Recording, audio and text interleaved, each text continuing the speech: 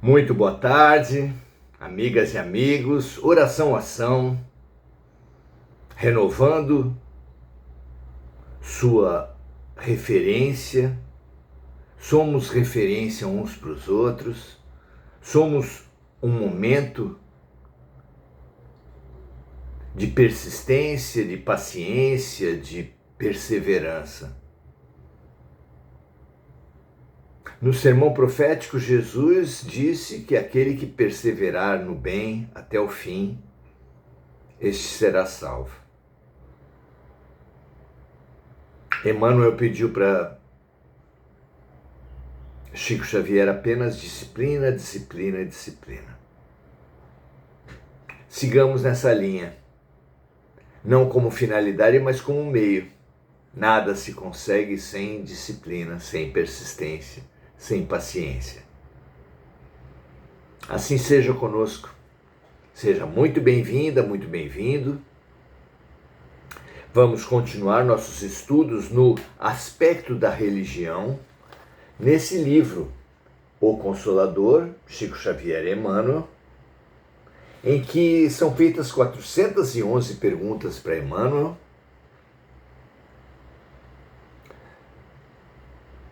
passando em revista todo o conhecimento humano à luz da perspectiva espiritual. Vamos então, nos nossos estudos de hoje, tomando a questão do fanatismo. Será importante que por qualquer motivo, em qualquer ambiente, toquemos no aspecto, toquemos na disciplina, toquemos no espiritismo? E principalmente, ou além de, por qualquer motivo, além de qualquer ambiente, insistir e se impor esse assunto, como abordá-lo?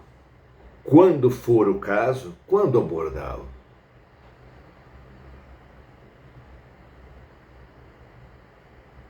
A palavra convencer já tem a ideia de vencer, de vitória.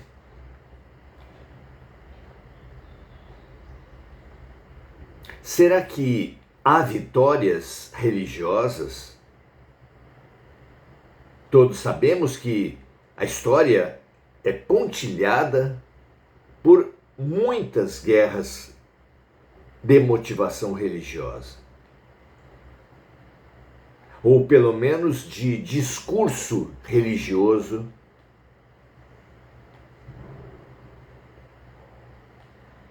para atestando, alegando motivações, porque muitas vezes as guerras tinham motivações reais econômicas, políticas, de orgulho, de supremacia,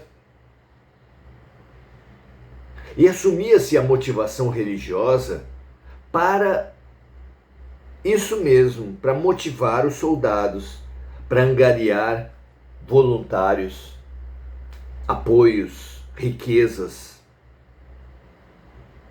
Muitas vezes as cruzadas deram margem, deram motivo a grandes coletas de dinheiro perante os senhores feudais, os nobres, os comerciantes.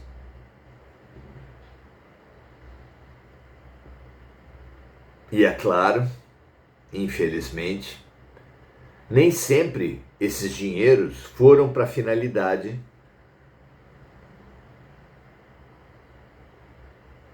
que aqueles que coletavam alegavam ir. Desvios de todo tipo, e é claro que não apenas nas religiões, claro que não apenas no catolicismo.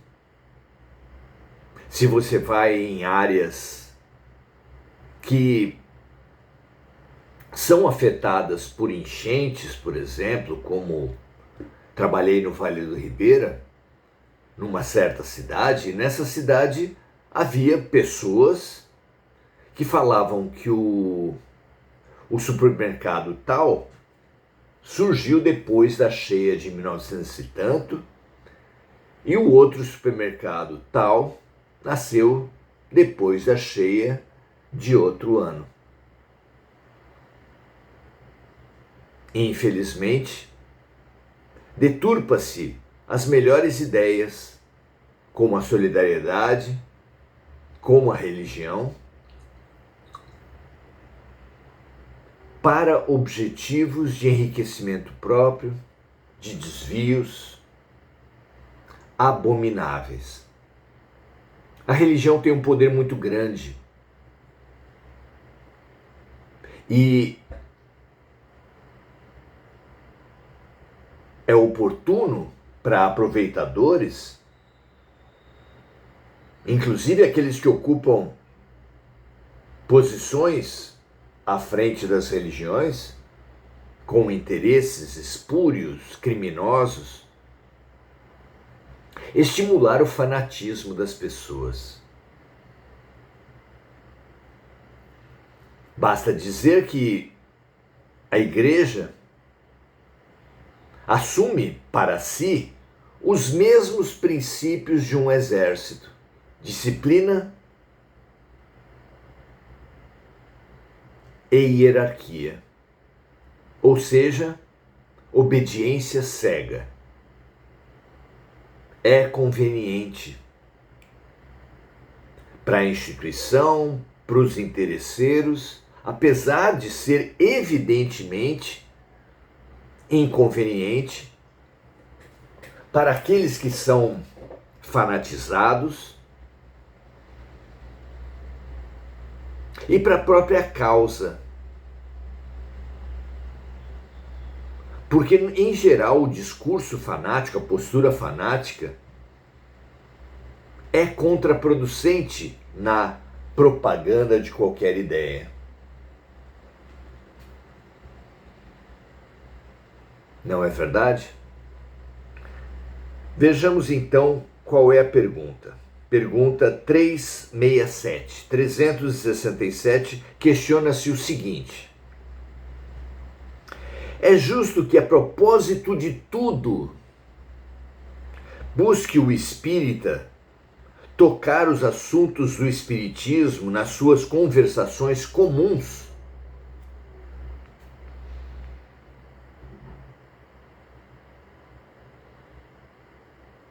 É produtivo, honra a causa, no caso do espiritismo, serve a objetivos maiores, que o espírita, em todo lugar, por qualquer motivo, sempre toque na propaganda do espiritismo? Vejamos a resposta. O crente sincero, diz Emmanuel, o crente sincero precisa compenetrar-se da oportunidade, no tempo e no ambiente, com relação aos assuntos doutrinários, porquanto qualquer inconsideração nesse particular, ou seja, se não pensarmos na oportunidade em relação ao tempo e ao espaço, ao lugar e ao momento, pode conduzir a fanatismo detestável.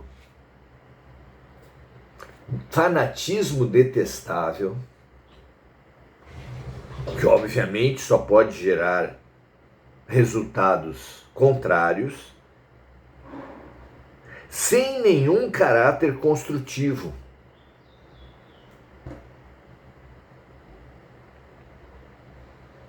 sem benefício de ninguém, exceto dos manipuladores. O fanatismo faz mal para o fanático, faz mal para aqueles que circulam à volta do fanático, aqueles que se relacionam com o fanático, e faz mal, como dissemos, à causa que o fanático imagina defender, imagina beneficiar. Ou seja, não faz bem para ninguém e para nada. Deve então discernir o espírita, no caso da pergunta, mas qualquer um de nós, a respeito de qualquer tema de nossa militância, seja ela a torcida por um time de futebol, seja ela uma ciência de nossa predileção, seja ela uma preferência político-partidária, político-ideológica, essa falta de discernimento é o que torna muito complicada a relação com a diferença. Praticamente todas as diferenças hoje sofrem a influência do ponto de vista fanático. Causas muitas vezes importantes, como a defesa do direito da mulher, do homossexual, dos animais.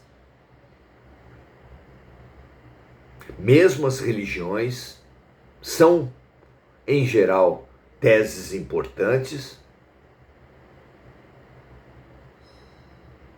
e especialmente as ideologias político-partidárias que têm gerado esse racha, essa polarização, tem disseminado a luta, a guerra ideológica pelas redes sociais, nos grupos de amigos, de familiares,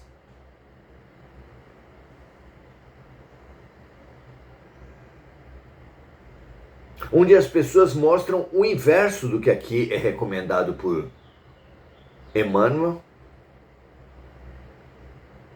colocando opiniões, defendendo ideologias, defendendo fanatismos, sem que ninguém tenha perguntado, sem considerar a maneira como iria atingir os outros, sem qualquer empatia, sem qualquer compaixão, fazendo o inverso do que Jesus deu como regra de ouro para a nossa expansão espiritual rumo ao amor, que é: faça aos outros o que gostaria que os outros lhe fizessem.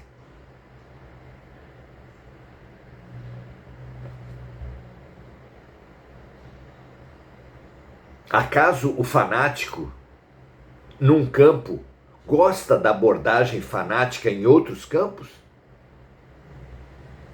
Ou mesmo naquele campo, na polaridade contrária? O que ele acha?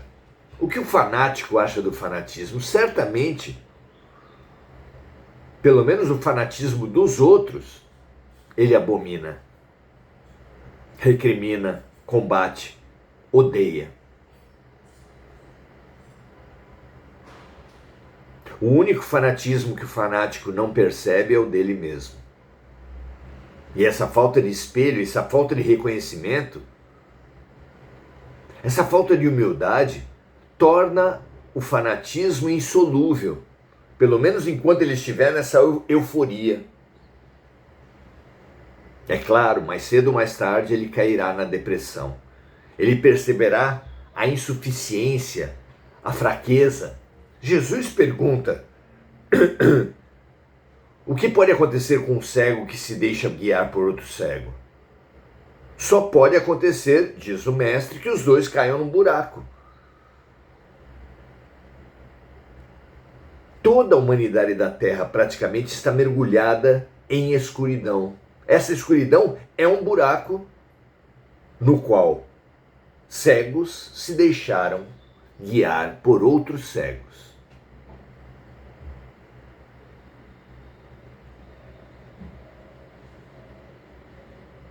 Voluntariamente, entendendo servir a uma grande causa, gastaram suas amizades, suas relações familiares, seu tempo, sua saúde, sem benefício algum. Ao contrário, provocando uma auto-obsessão, que o fanatismo é uma auto-obsessão, e uma obsessão sobre os outros. É muito interessante entender o critério que determinados orientadores espirituais nos passam para diferenciar os bons espíritos dos maus. Até porque isso ajuda não apenas os espíritos desencarnados, mas ajuda a entender a diferença entre os bons e maus entre os encarnados. Segundo eles, a pedra de toque, a definição, o divisor de águas entre bons e maus é o respeito ao livre-arbítrio, o respeito à liberdade do outro. Quando uma pessoa não respeita a liberdade do outro, querendo se apropriar dessa liberdade, dominando os seus pensamentos, sentimentos, palavras e ações, a sua ação caracteriza-se pelo mal. Não importa o pretexto, não importa o discurso que se faça. Todo aquele que cerceia o livre-arbítrio do outro está agindo no mal. Ainda que diga amar, ainda que diga ser cristão, ainda que se diga do bem, a ação em si é perniciosa, doentia, detestável, a palavra usada aqui por Emmanuel.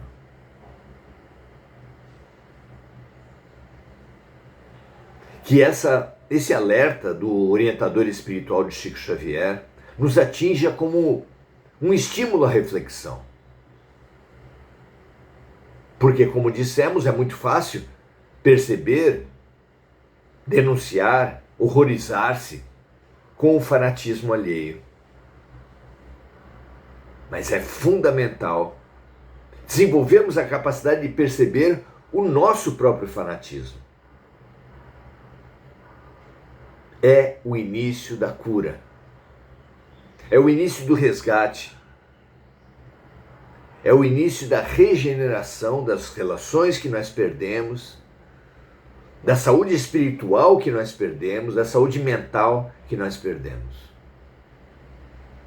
Sem isso, sem reconhecer as nossas insuficiências, ninguém poderá nos ajudar. Até Jesus, quando curava, dizia: a tua fé te salvou. Apontando também nas bem-aventuranças uma verdadeira receita passo a passo para a nossa evolução, que o primeiro passo da evolução espiritual é a humildade ao dizer: bem-aventurados os humildes, deles é o reino dos céus.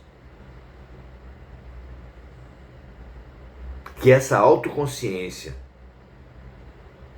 que essa autoobservação, que essa autovigília, Jesus nos recomenda muito a vigília. Sócrates fala do autoconhecimento. Jesus repete: conhece a ti mesmo. Os espíritos de luz colocaram para Kardec, o autoconhecimento como fabulosa ferramenta de evolução espiritual. Não percamos oportunidade.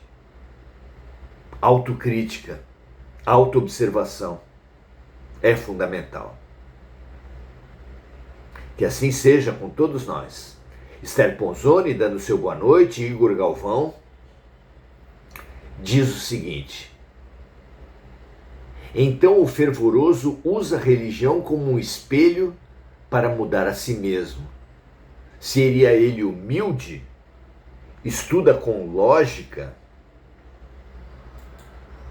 e trata todos com caridade sem julgamentos.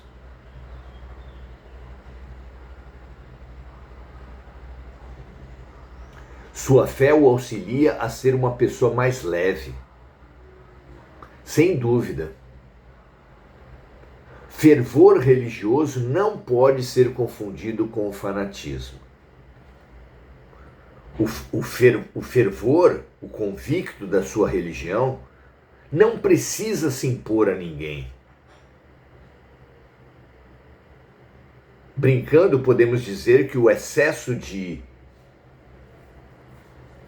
brilho no papel de presente quase sempre indica um presente bem michuruca.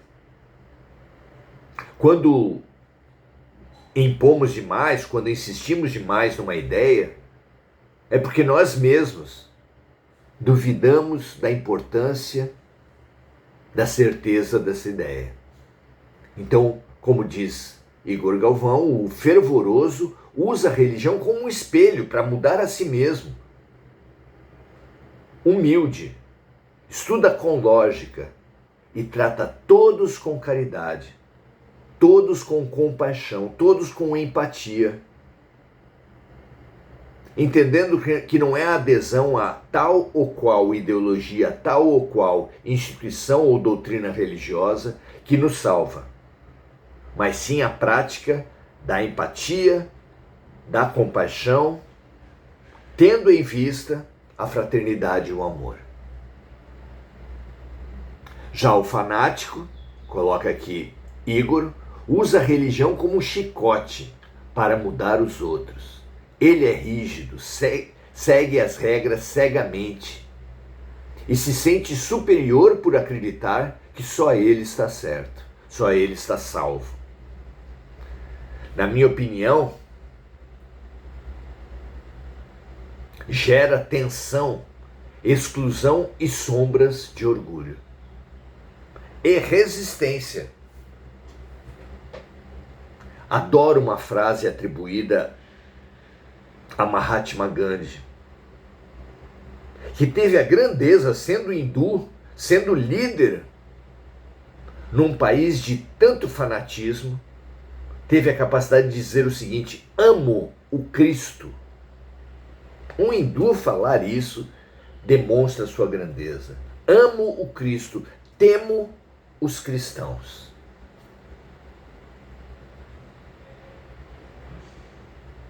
Isso é praticamente extensivo a todas as religiões. Amo Siddhartha, amo Buda, temo os budistas.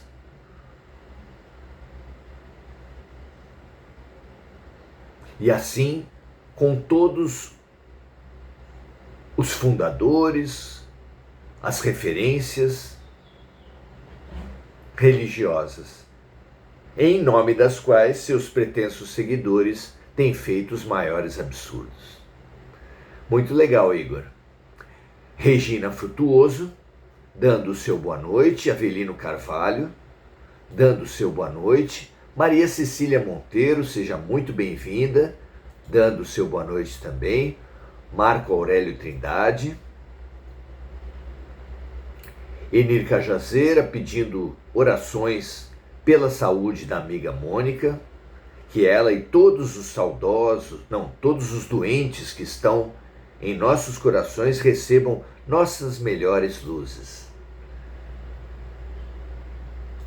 Lúcia Galvão também dando seu boa noite. Márcia Tristão, muito legal ver você aqui, Márcia. Nair Dolores Velasco, muito bom. Amigas e amigos, colegas de escola, colegas de aprendizado, muito feliz pela presença de todos. Um grande abraço. Estimulo que, se vocês entenderem que seja importante essa mensagem, compartilhar, espalhar um remédio contra o fanatismo, contra a cegueira, contra o buraco em que nos colocamos. Felicidade para todos, paz e bem, e até amanhã.